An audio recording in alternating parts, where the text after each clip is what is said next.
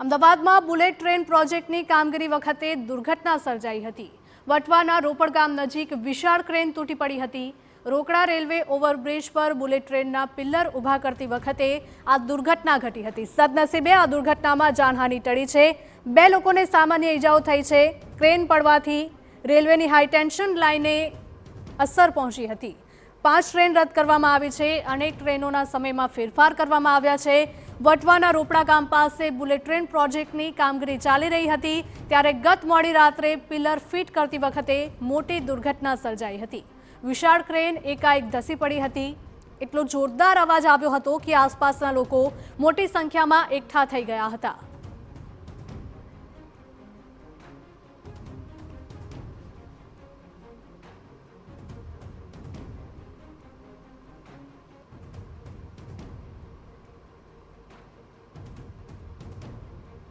हमारा संवाददाता मिहिर लाइव जोड़ा गया है। मिहिर, जणावशो कि जे प्रकारनी घटना सामे आवी छे। अमदावादमां बुलेट ट्रेन प्रोजेक्टनी कामगीरी चाली रही हती अने ते ज समये क्रेन तूटवानी मोटी दुर्घटना घटी हती।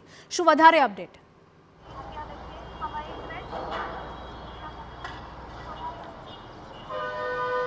हिरल वटवा रोपड़ा पासे बुलेट ट्रेन प्रोजेक्टનું કામ છે તે ચાલી રહ્યું હતું અને ગત રાત્રે 11 વાગ્યાના અરસામાં જે ક્રેન છે તે તૂટી પડતા દુર્ઘટના છે તે સર્જાઈ છે। હું દ્રશ્યો છે દેખાડીશ કે જે રાતથી અત્યાર સુધી જે પ્રોજેક્ટના તમામ કર્મચારીઓ દ્વારા જે આ ક્રેન છે કે જે લોન્ચર ગડર તરીકે તેને આ કહેવામાં આવે છે કે જે પિલ્લર છે તે પિલ્લરના ગડર માટે આ આખું કામ છે તે ચાલી રહ્યું હતું અને અચાનક જ આ દુર્ઘટના છે તે સર્જાઈ હતી અને ઘટનાની જાણકારી મળતા જ બુલેટ ટ્રેન પ્રોજેક્ટના અધિકારી સહિત ફાયર બ્રિગેડ અને પોલીસની ટીમ છે કે ઘટના સ્થળે પહોંચી હતી અને આ સ્થિતિને કંટ્રોલ લેવાનો પ્રયાસ છે તે કર્યું હતું। જોકે આ ઘટનામાં સદનસીબે કોઈને ગંભીર ઈજા કે જાનહાનિ નથી સર્જાઈ, પરંતુ આ ક્રેન પડવાના કારણે ત્યાંથી પસાર થતી રેલવે લાઇનને ખૂબ મોટી અસર થઈ છે, જેમાં અપલાઇન ચાલુ છે અને જે ડાઉન લાઇનને અસર થઈ છે। એટલે ટ્રેન જે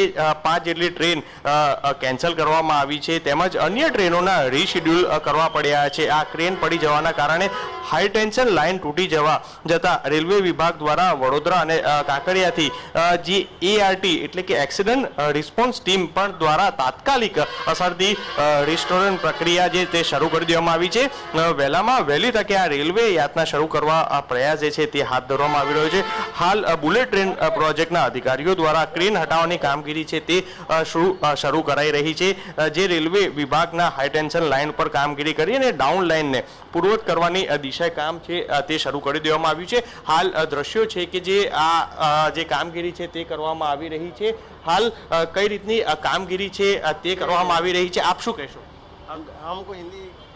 હાલ જે કામગીરી છે તે કામગીરી અત્યારે હાલ જોઈ શકાય છે કે જે આ ક્રેન છે કે જે દુર્ઘટના સર્જાઈ છે તે અત્યારે હાલ તેને હટાવવા માટેની કામગીરી છે તે કરવામાં આવી રહી છે। એટલે તુરંત જ આ આખો જે ક્રેન છે કે જે ક્રેન તૂટી છે તે ક્રેન પાછી તેને અત્યારે હાલ બહાર કાઢી અને ત્યારબાદ આ રેલવે માર્ગ છે તે શરૂ થઈ શકે છે। એટલે વહેલી સવારથી જ અત્યારે હાલ અલગ અલગ જે મોટી ક્રેનો દ્વારા આ જે ક્રેનનો જે ભાગ છે તે તૂટ્યો છે, એટલે કે આ લોન્ચર ગડર તરીકે તેને કહેવાય છે, તે તૂટતાની સાથે જ અત્યારે હાલ તેને માટે અત્યારે હાલ બહાર છે કે તે કાઢવા માટેનો પ્રયાસ છે કે જે વહેલી સવારથી કરવામાં આવી રહ્યો છે। ત્યારે હાલ આ દ્રશ્યોને લઈને લોકોની ખૂબ મોટી ભીડ છે તે જોવા મળી રહી છે, કારણ કે આ દ્રશ્યો જોવા માટે લોકો અહીંથી વાહન ચાલકો પણ પસાર થતા આ જોવા માટે, કારણ કે ખૂબ મોટી આ લોન્ચિંગ ગડરની જે આખી સિસ્ટમ છે કે જે આ ક્રેનની એ તૂટી જતા જ લોકો જોવા માટે અત્યારે હાલ એકઠા છે તે થઈ રહ્યા છે, જેને લઈને રેલવે પોલીસ અને સ્થાનિક પોલીસ દ્વારા પણ